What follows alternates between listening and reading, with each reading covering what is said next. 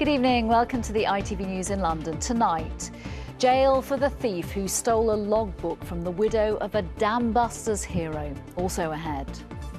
Apple's boss backs London after Brexit and says learning coding is as important as learning a language for today's children.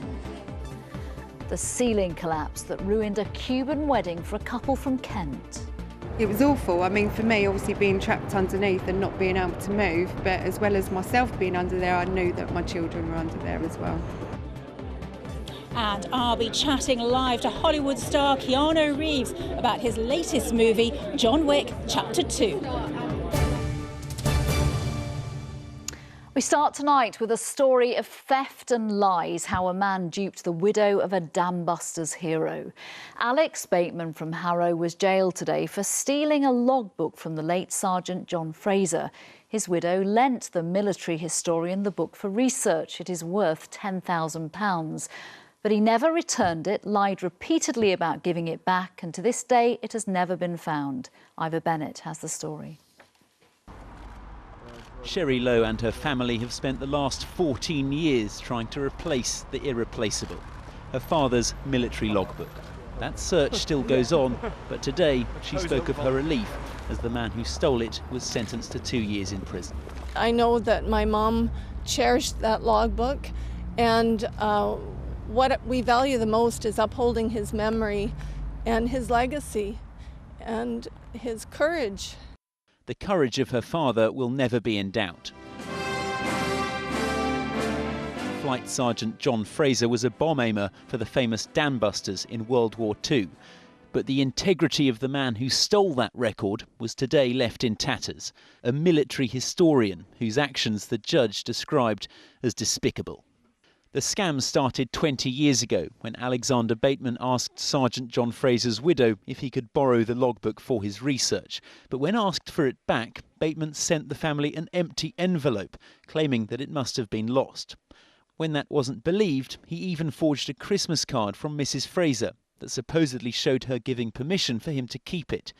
Then in 2003, when his deception was investigated by the press, Bateman claimed the book had been stolen in a robbery. Cruel and callous are probably the best description I can come up with. He has betrayed his position of trust, in which he took the logbook in the first place, and he's lied through his teeth for the last 14 years. The deception, the path of lies, the charade, that has hurt the most. We still don't know what actually happened to the logbook, thought to be worth £10,000. But its sentimental value is clearly a great deal more. And John Fraser's family say they're not giving up hope it'll one day be returned. Ivor Bennett, ITV News. Next, some of the jobs our children will be doing probably haven't been invented yet. So when the boss of the world's biggest tech company comes to town and says all pupils should be learning coding, he may have a point. Apple's Tim Cook told pupils and teachers at a North London primary school that the skill of creating websites and computer programs is now as important as learning a language. Here's Simon Harris. Not everyone is comfortable with the relentless march of the smartphone and tablet. Parents worry about what youngsters are exposed to, how much time they spend glued to a screen. But at Woodbury Down Primary School in North London, the personal computer is just as at home in the classroom as pencil and paper. We're not going to be sitting on pads all day, and certainly we're not going to be asking children to do things that could be done much quicker and simpler in their books. We still, it's about integrating both so you have the balance. You use technology to do something that you couldn't do if you were just writing in a book. These 10 and 11-year-olds are being taught something unheard of in the school curriculum of yesteryear. It's called computer coding, effectively how to design websites. And they've been joined by a man who knows a thing or two about digital technology. Tim Cook is the boss of one of the world's most powerful companies, Apple. You guys know. Don't forget your basics. This team is learning coding, and we think coding should be required in every school in the world because it's as important as any kind of second language would be for people's success later on. Apple has good reason to want London's schools to foster the next generation of IT wizards. The company has chosen the revamped Battersea Power Station as the location for its new UK headquarters, and it has ambitious plans to expand. When Apple's new London base opens in 2021, 1,400 employees will work here. But the company is leasing enough office space for more than double that number. Let's go to the slide guitar and see what that Computer coding might be increasingly valuable as a skill, but it's a complex subject which some pupils will struggle with. To be good at coding or the fundamental skills like mathematics, you actually need to be able to sit still and concentrate for a long period of time. And even starting to train those building blocks, the sooner you start training that, then people can go on and build on them. As the internet shrinks the world, it could be argued computer coding is already an international language in its own right. Simon Harris, ITV News.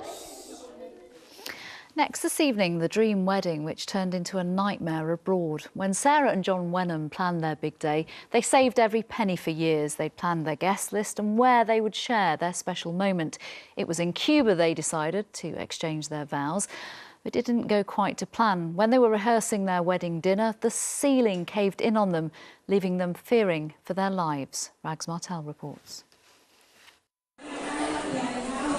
Without warning and in seconds, the ceiling collapsed. Standing underneath, John and his family. Told them to run, I jumped on Penny and we all got flattened. All of them suddenly entombed under plaster and metal supports. It was awful. I mean, for me, obviously being trapped underneath and not being able to move, but as well as myself being under there, I knew that my children were under there as well. Did you fear for their lives? Yes. Yeah. How worried were you? I was terrified for my children. I could hear her screaming, but where I was pinned to the floor, I couldn't move to get out to get her. They were all in Cuba, together with extended family and friends for a wedding they'd planned for years. But on the eve of the ceremony, the hotel ceiling and their dreams came down.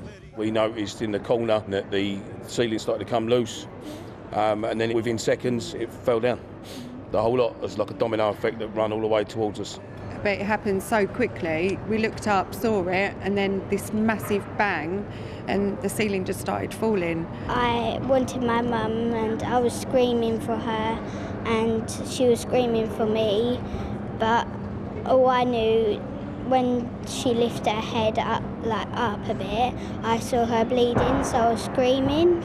I didn't realise how bad it was until I got pulled out from underneath the rubble, and there was just bloods everywhere. Sarah needed 10 stitches to her eye. John broke 2 ribs, but the couple decided to go ahead with the ceremony. Horrible thing to happen on any day, but this was your wedding.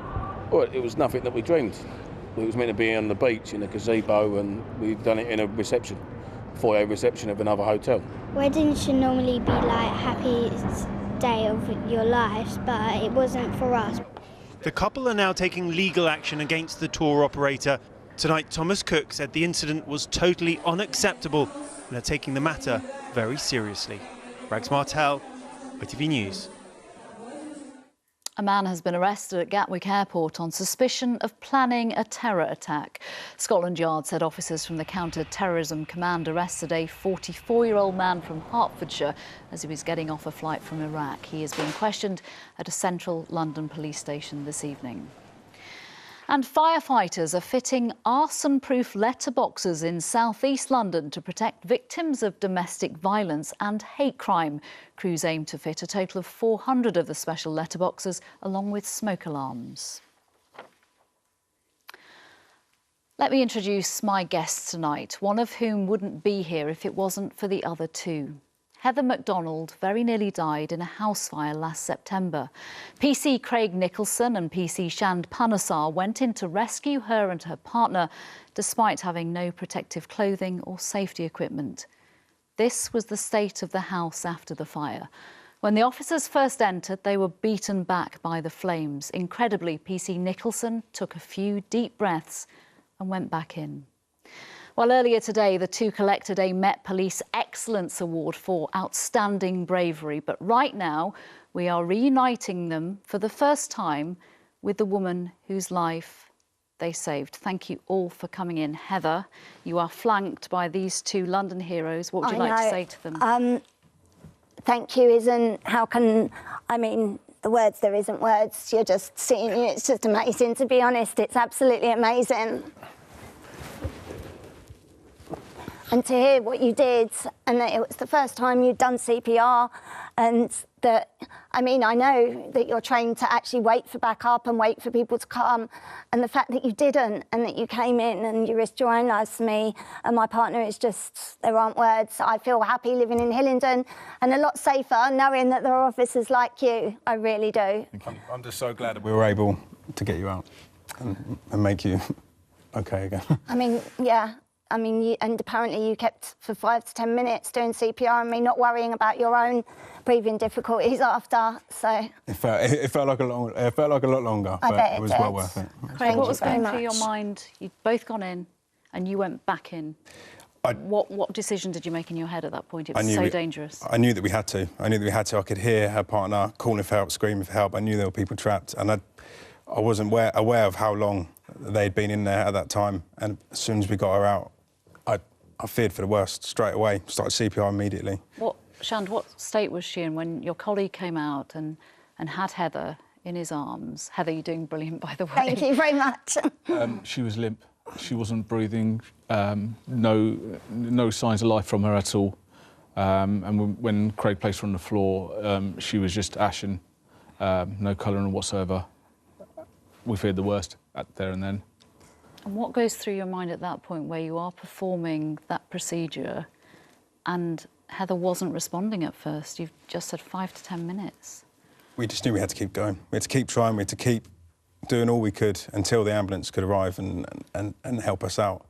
It was just fear. We just feared the worst. We feared that we'd been too late. Even though we were there within minutes, we feared that we'd been too late to get Heather out and help Heather, her. what can you remember from that time?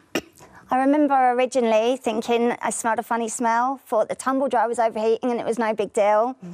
By the time I started to realise that there was something wrong, I turned around and there was just thick black smoke pouring through my bedroom door and the smoke alarm going off. I went into an instant asthma attack. I couldn't see, I couldn't breathe, and I just remember dialing 999, but I was unable to speak. And you have mobility problems as well, so... Yeah, that's the thing. If it was a healthy person, they could have actually just sort of tried to run out the house and had a lot better chance. But because I'm already very poorly with my lungs, I was completely on it. I was trapped completely. I couldn't get myself out at all. I couldn't move myself off the bed or get myself out at all at that point.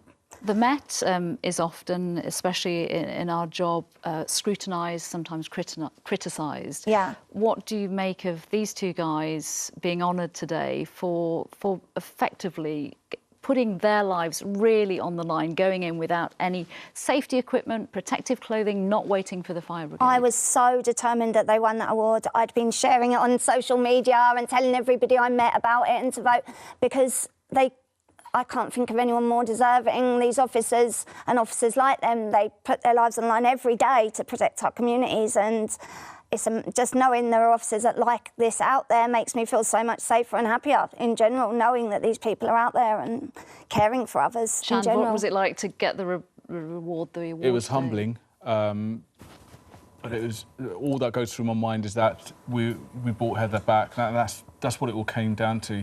Brought her back. Yeah, there were other nominees as well. I mean, hundreds of police officers every day commit acts of bravery, and unfortunately they can't all be honoured. Wish they could. Of course not, but enjoy your moment. Yeah. Really celebrating a great day in the office, guys. Definitely. You so deserve it, you really do. Shand and Heather, thank you so much for joining us. Thank you so much, really appreciate it. What a nice way to end the week. OK, you're watching the ITV News in London, still to come. And if you're a Keanu Reeves fan, don't go anywhere. I'll be chatting live to him in just a couple of minutes. Plus, the Michelin-starred chef who's cooking up a storm in the home counties. But first, Palace fans will be hoping for a stellar performance when Big Sam's side take on Stoke tomorrow. It's time for the sport.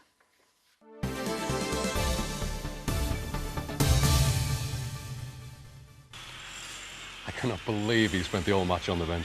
Are you ever going to get off the bench? Selco, sponsoring ITV London Sports Report. The Palace manager Sam Allardyce was in typical bullish form today, despite his side being in the relegation zone. He told our sports reporter Amy Lewis he hasn't yet led a side which has been relegated. We're red and blue, who are you? These Crystal Palace supporters are singing away, but they feel more like screaming, given that their club is in the relegation zone. Who are you?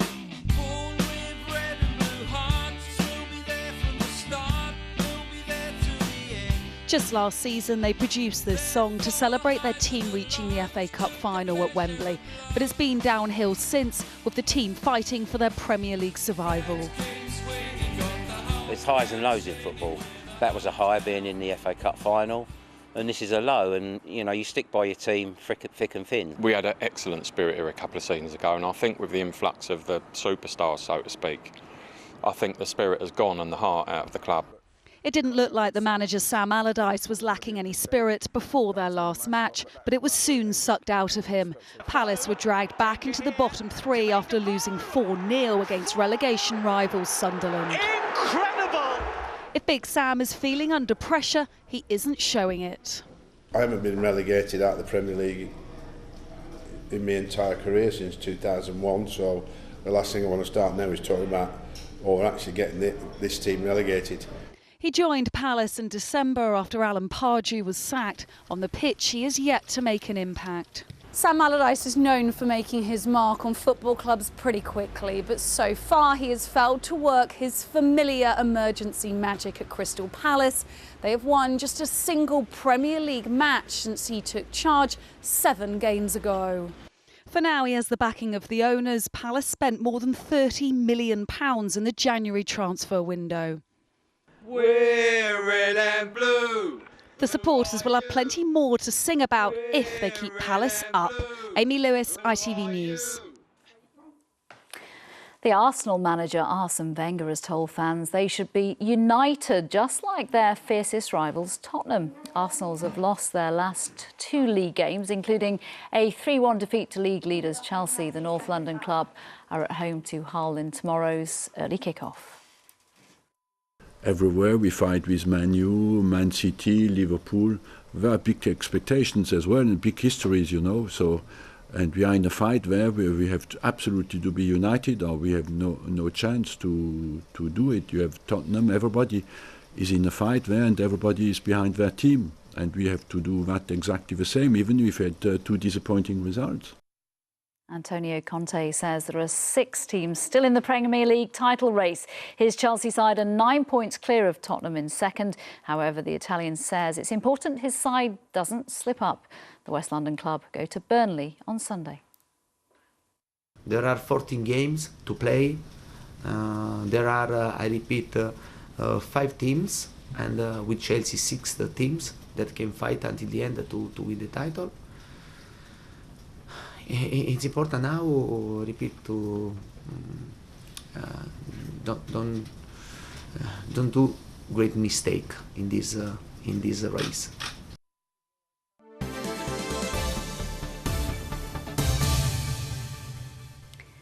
Keanu Reeves is no stranger to films with sequels. Who could forget Bill and Ted's excellent adventure, The Matrix? And now, in his latest, the Hollywood star is back on screen with John Wick 2.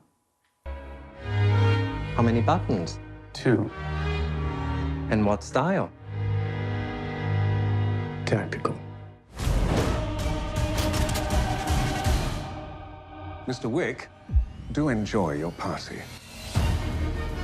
Suzanne Verdi is in Leicester Square tonight. Suzanne.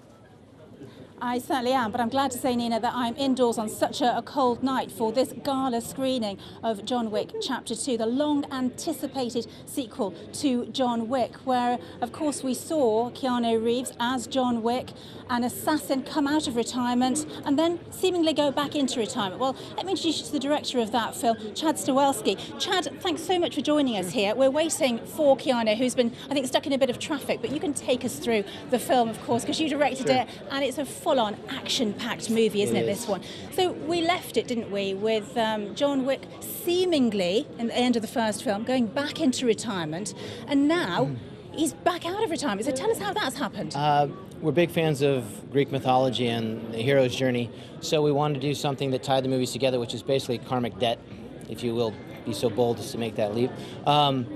If John didn't do what he did in the first movie, he wouldn't have been called in on a favor that he had made a promise for in the second movie. So it's John's paying back his favors that he did while he's in his world of assassins. So we kind of took the mythology of the first movie and tried to really expand the world of the assassins. And wow, you certainly have. It's so action-packed. And Keanu, I know, did a lot of the stunts himself, didn't he? So tell us about what he went through, really, to get that part right.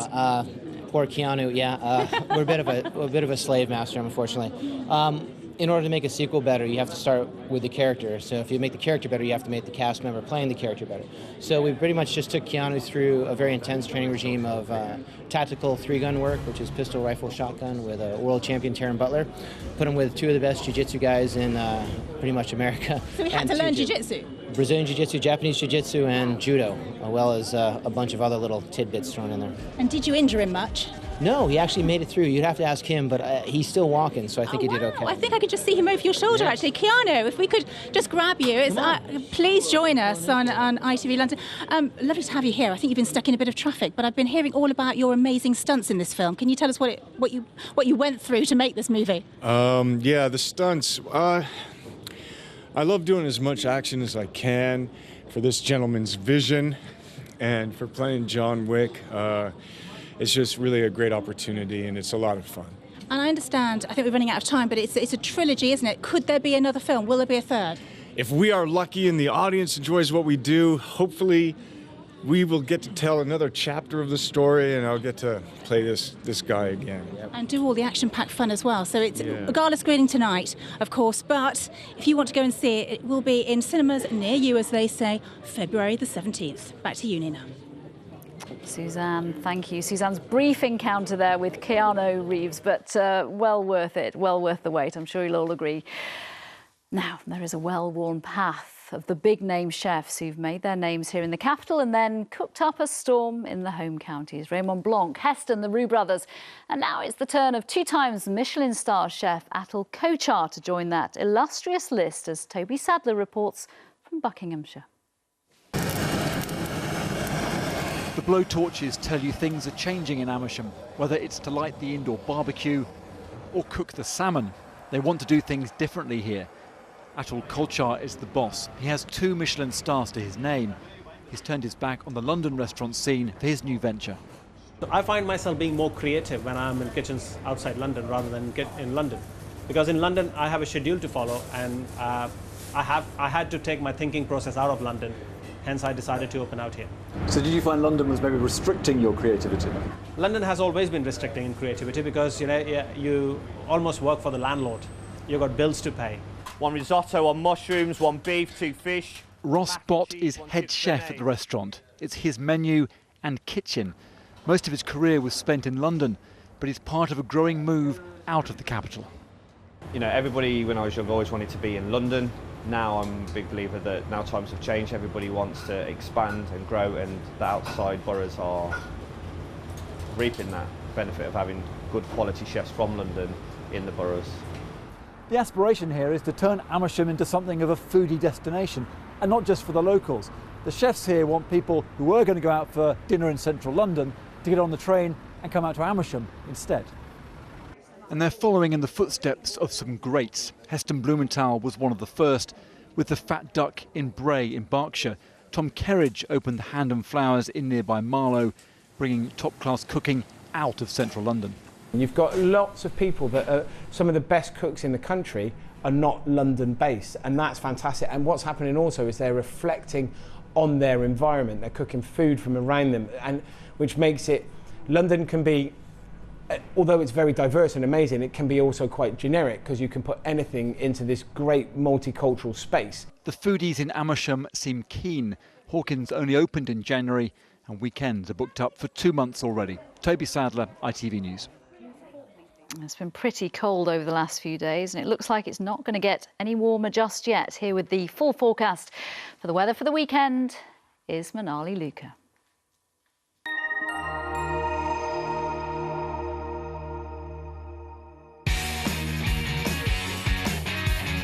London weekend weather. sponsored by SkiSet, the ski rental network. Hello there, good evening to you. Some of us have seen some sleet and snow showers today and will continue to see further wintry showers through the course of this weekend, staying cold and mostly cloudy too. If we put our weather into context, we've currently got high pressure sat to the east of us. It's pulling in some very cold conditions, but towards the latter part of this weekend and into the start of next week, this low pressure system sat across the Bay of Biscay will gradually move towards the UK and will gradually start to see a change in wind direction, and temperatures will be less cold and start to feel less cold as we head into next week. But back to the here and now. Tonight will be cold. It is going to be a cloudy night with further showers, a mixture of rain, sleet and snow, a bitterly cold night with temperatures getting down close to freezing for the towns and cities. Rural spots will be much colder than that, and you can see the blue hues on the map. That's indicating quite a widespread frost. So a cold and a frosty start to Saturday. Cloudy skies overall with further showers packing in through the course of the day. A mix of rain, sleet and snow. Another bitterly cold day to come. Temperatures really struggling, 3 to 5 degrees Celsius. Add on the strength of that north to northeasterly wind and it really will feel quite bitter and raw if you're going to be out and about. Have a good evening. Bye-bye for now. London weekend weather, sponsored by SkiSet, the ski rental network.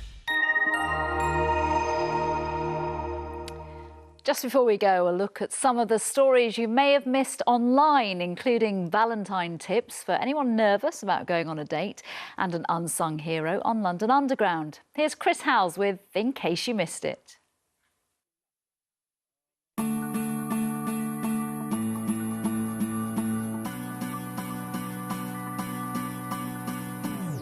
The most romantic night of the year is almost here. And if you need some tips on the perfect date, you're not alone.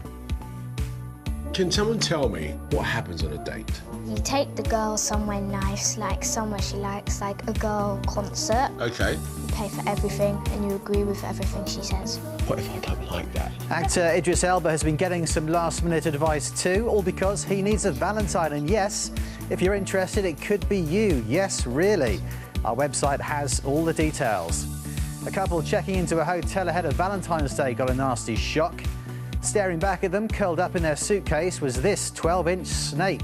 Not surprisingly, the couple ran straight out their room at the Cumberland Hotel until the RSPCA arrived. If you're wondering, it's an albino hognose snake which doesn't do too much harm. We've all heard mind the gap and stand clear of the closing doors, but have you ever heard a tube announcer quite as entertaining as this? Nice stop, driver. Respect, respect. Rubber dog style. Enough to put a smile on anyone's face, this announcer has been making the daily commute a bit more bearable for passengers at Victoria. Is he London's most entertaining announcer? If you've seen or heard better, get in touch with us on Facebook. Finally, an unusual request from an animal charity. Blue Cross wants anyone with spare baby socks to donate them to help treat sick cats and dogs. Staff say they keep pets warm while they're being treated under anaesthetic. Here's vet nurse Elise Smith. Well, the baby socks are really helpful because when animals are under anaesthetic, they can lose heat. And we like to keep their body temperature as normal as possible when they're under anaesthetic or heavily sedated. So we use the baby socks just to cover their extremities so they go over all of their pores. You can find out how to donate socks by going to our website. We're also on Facebook, Twitter and Instagram. And if you've got a story, you can email contact us at itvlondon.com. Thanks, Chris. Also on our website tonight is something to seriously test your powers of observation. Can you spot the 12 camouflage soldiers hiding in the jungle? They're in there somewhere. Good luck finding them because you'll probably need it. You can take a closer look and find the answer by going to our Facebook page. Search for ITV London. That's all from us so far this Friday night. Charlene is coming up with the ITV Evening News from me and everyone here for now. Bye-bye and have a lovely weekend.